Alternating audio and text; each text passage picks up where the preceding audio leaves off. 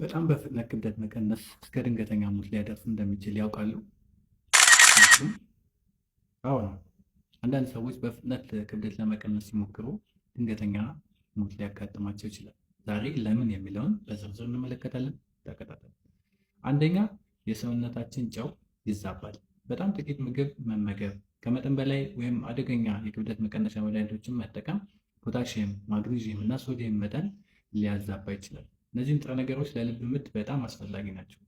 ሲዛቡ የልብ ምት መዛባት፣ ድንገተኛ የልብ መቆም ሊከሰት ይችላል ማለት ነው። በሁለተኛ ደረጃ የጡንቻ መሳሳትን ያመጣል። ፈጣን የክብደት መቀነስ ስብን ብቻ አይቀንስም፣ ይልቁንም ፕሮቲኖችም ዲግሬድ ይሆናል።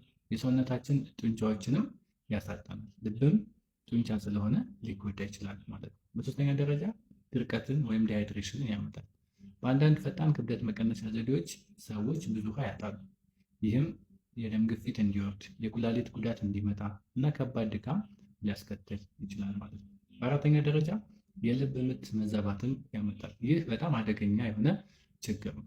ልብ መደበኛ ምቱን ሲያጣ ራስ ምታት፣ ድንገተኛ መውደቅ ወይንም በከፋ ሁኔታ ድንገተኛ ሞት ሊያስከትል ይችላል ማለት ነው። ስለዚህ ጤናማ የክብደት መቀነስ ቀስ በቀስ መሆን አለበት። በአብዛኛው የሚመከረው ከ0.5 እስከ 1 ኪሎ ግራም በሳምንት መቀነስ ይጠበቅብናል ማለት ነው። ዛሬ ያለኝ ነገር ይሄ ነው። ሌላ ጊዜ በሌላ ነገር እስክንገናኝ ቸር ሰንብት። ቪዲዮን ከወደዳችሁት ላይክ፣ ኮሜንት፣ ሼር አድርጉ። ሀሳብ፣ አስተያየት፣ ጥያቄ ካላችሁ በኮሜንት ላይ ጻፉልኝ፣ መልሳለሁ።